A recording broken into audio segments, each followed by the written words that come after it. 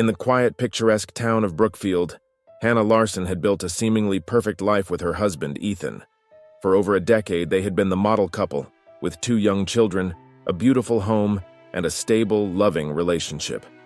Hannah, known for her warm personality and devotion to her family, felt blessed by her life's path. But everything began to unravel when Zoe Carter, her childhood friend, returned to town. Zoe was striking, with a natural allure and an easy confidence that made her the center of attention. Recently divorced, she moved back to Brookfield to start fresh. Hannah welcomed her back with open arms, inviting Zoe into her life, even introducing her to Ethan and bringing her into family gatherings. But soon she began noticing subtle shifts, moments when Zoe's eyes lingered a bit too long on Ethan, or when Ethan's laughter seemed directed more toward Zoe than herself. One afternoon, hoping to lift her spirits and get some time with the kids, Hannah took them to an art fair in a neighboring town. She expected Ethan to join them later, but he claimed he had too much work to finish. When she returned home unexpectedly, she saw Zoe's car parked in front of her house. Confused, she entered quietly and heard hushed voices from the living room. Standing in the shadows, she watched as Ethan and Zoe sat close together, sharing laughter and whispering in tones that went beyond mere friendship. That night, Hannah confronted Ethan, but he brushed off her concerns, dismissing it as her overthinking things. The affair, however, was far from innocent. Zoe and Ethan met multiple times, sometimes at her place, other times at hidden spots around town. Their connection was electric, intense, and impossible to ignore. There were moments when Zoe would grip his hands, pulling him close, whispering her desires, igniting a passion that Ethan hadn't felt in years. They shared heated embraces in dimly lit corners, each stolen moment only deepening the affair and the risk of being caught. Their secret relationship took a bolder step when Zoe invited both Hannah and Ethan for an evening at her place, a casual dinner meant to strengthen their friendship. Midway through the meal, Zoe excused herself to the kitchen to grab the wine. Moments later, Ethan followed her with the excuse of using the restroom. In the narrow hallway, Zoe turned and found Ethan inches away, his gaze intense.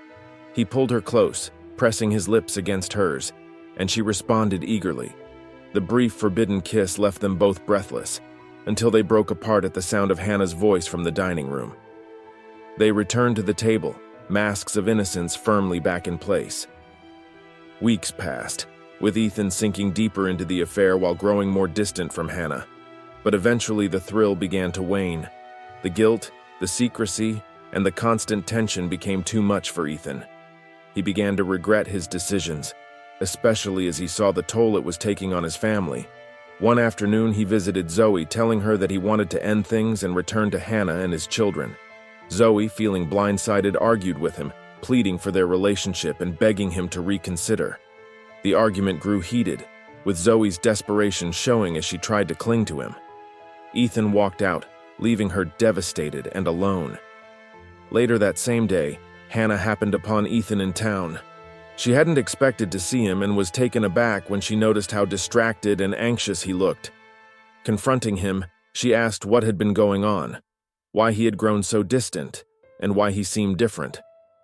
A tense exchange followed, with Hannah accusing him of betrayal, her frustration and jealousy bubbling to the surface. Ethan, overwhelmed, said little before walking away, leaving Hannah with more questions than answers. That night, in a secluded spot near the lake, a place he had once taken Zoe, Ethan was found dead. He lay near the edge of the water, his body slumped against a large rock, his face expressionless under the pale moonlight. An empty bottle of prescription pills lay beside him, but there were signs of a struggle, bruises on his wrists and faint scratches along his arms. The initial assumption was suicide, as the town mourned what they thought was a tragic end to a man weighed down by guilt and regret. But as the detectives pieced together Ethan's final day, the story began to unravel.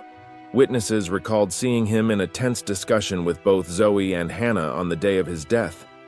Suspicion quickly spread as neighbors recalled overhearing the heated argument between Ethan and Zoe just hours before, and Hannah, who had argued with him in public, was now under the scrutinizing eyes of everyone in town. Detectives questioned Hannah, who appeared devastated but also strangely composed. She recounted her final encounter with Ethan, stating that she had wanted answers and hadn't expected to find him so upset. Zoe, too, was brought in, her face pale as she recounted her own exchange with Ethan. She claimed to have been at home all evening, though her story seemed shaky, and her eyes betrayed an underlying fear. The community was divided, with some whispering that Ethan's guilt had finally pushed him to the edge. Others, however, believed that either Hannah or Zoe had taken matters into their own hands, each with a motive to end his life. Some pointed to Zoe, suggesting that her desperation to hold on to Ethan had driven her to the unthinkable. Others suspected Hannah, wondering if her jealousy had turned to rage and if she had taken drastic measures to end her pain. As weeks passed, no concrete evidence surfaced, leaving the case unresolved. The truth of what happened that night remained locked in silence, with each piece of the puzzle only leading to more questions. The community was left to speculate. Had Ethan's choices finally caught up with him, or had he been a victim of love turned deadly? At his funeral, Hannah stood quietly beside her children, her face impassive, while Zoe lingered at the back, eyes distant, each woman holding her own version of the story in silence.